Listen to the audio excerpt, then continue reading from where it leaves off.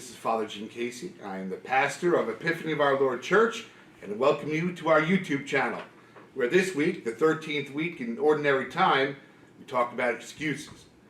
You and I both know about excuses, don't we?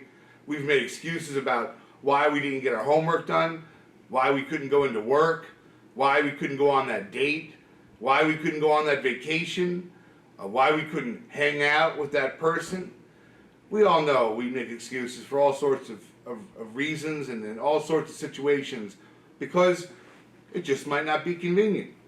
We just chose to do something else and we wanted to make other plans. And so excuses are what we tell people. Now those people may believe them or they may not. I mean, as an employer, I've heard some real good excuses about why people don't come into work. As a teacher, I've heard some real doozies, including that the dog ate my homework as to why people don't do their homework. And I've been on the butt end of a phone call that says, yeah, I can't go on that date because I have to wash my hair. And so I understand excuses, and I've made them myself for all sorts of reasons. In the gospel this Sunday, Jesus is calling various people to follow him.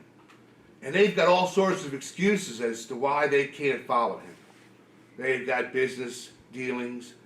And when all my business work is done, then I'll follow you. You know, they've got work to do on the farm. When my farming work is done, then I'll follow you. You know, I've got family issues. I've got all this stuff to do, and I just can't follow you. But Jesus is real clear. He says, you know what? If you're going to follow me, you can't be half-hearted about it. You can't just think about it one day and be a Christian and the next day decide not to be a Christian and make excuses. If you're going to be a Christian, if you're going to be a disciple, if you're going to follow Jesus, you have to follow him with your whole heart. And that's challenging because, let's face it, the gospel, being a Christian, is inconvenient. Doing the right thing is hard to do at times. It's inconvenient. It may not make us popular. We may lose friendships. We may lose relationships, you know, when we're a Christian, when we follow Jesus.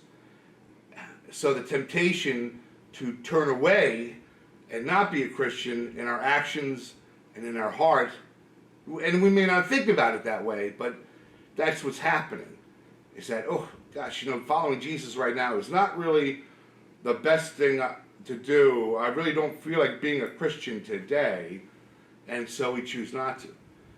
To take time to pray, you know, to just follow Jesus in this world is inconvenient. And so we can make all sorts of excuses. Why we don't go to church, you know, why we didn't get up for Mass, you know, why we didn't do the right thing. Because sometimes I want to do what I want to do. I don't want to do what Jesus wants me to do.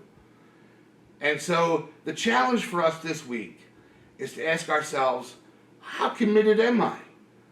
How hard am I willing to work to follow Jesus? Am I a half-hearted Christian, or am I what they call a cafeteria Catholic that follows Jesus a little bit here, a little bit there? You know, I like this part of Christianity, but I don't like that part of Christianity, so I'm just going to leave that. Like that's the salad, and I want the dessert. No, it's not like that when we follow Jesus. Jesus says if we put our shoulder to the plow, we don't look back.